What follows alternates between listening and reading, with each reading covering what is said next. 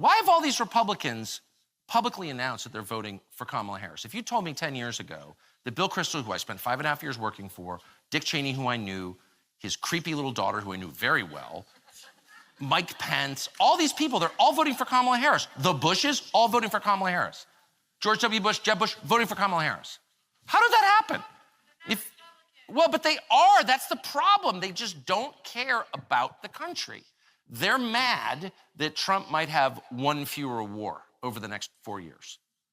And that's like, it's a clarifying moment. And I think this very often. I'm really grateful for how clear things are now. It's really obvious who's on whose side. And all I care about is preserving the country that I grew up in for my kids. That's not too much to ask. I don't want it to change radically. I don't want it to become much worse. Economic cycles come and go, but a culture, a people, that's permanent. That's permanent. I'd do 10 years of recession. I'd sell my house in exchange for not having a society completely transformed by foreigners. Okay, that's the truth. I mean it. And there's no Republican who will say that. It's all about GDP and growth and whatever. It's like, what you're saying bears no resemblance to what I want, which is a stable, happy country.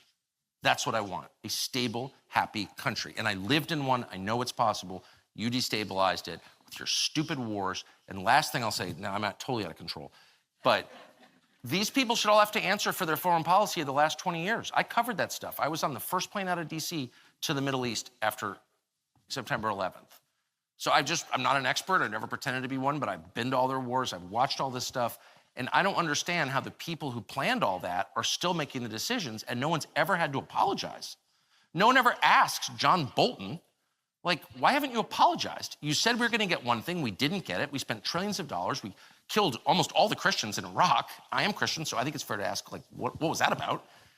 And you never apologized. If my kids get a B in English class, they have to apologize. Because that's the difference between a human being and a sociopath. A human being grows by admitting fault. It's called repentance. And it's absolutely essential. There's no sin that I personally will not forgive. I mean it. And there's no sin that I would not personally forgive in another person if that person was contrite and asked for forgiveness. Because that's what my religion demands.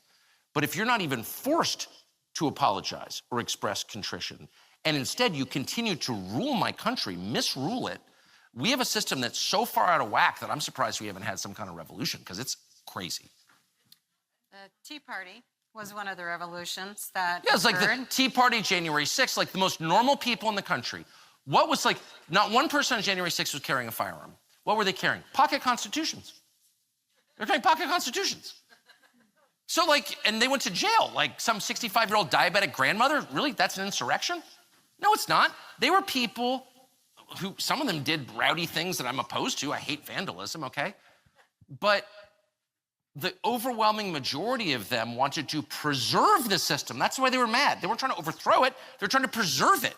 And they watched our system in the process of being overthrown, which it has been.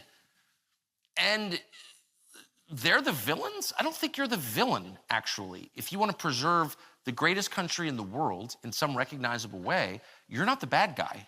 You're not the radical. I'm often called radical. I'm the least radical person you've ever met. I'm like the most moderate person. I just want things to be, my parents got divorced. I don't like change. I don't. I mean it. I'm not a radical. I'm just the opposite. Like, it was that way last year. Let's keep it that way. I kind of like that. I go to the restaurant, I know the same thing. I'm not a revolutionary. I hate revolutionaries. Revolutions never make things better. They always just wreck stuff. I hate wrecking stuff. It took someone a long time to build that. It took you 2 minutes to wreck it. You're the villain. And so this grandmother who's like, no, the Constitution says this. She's the radical? No, you're the radical, Kamala Harris. You hate the people of this country. You hate the way things have been done. You despise our history. You despise the people who created this country. You're a scary Bolshevik radical.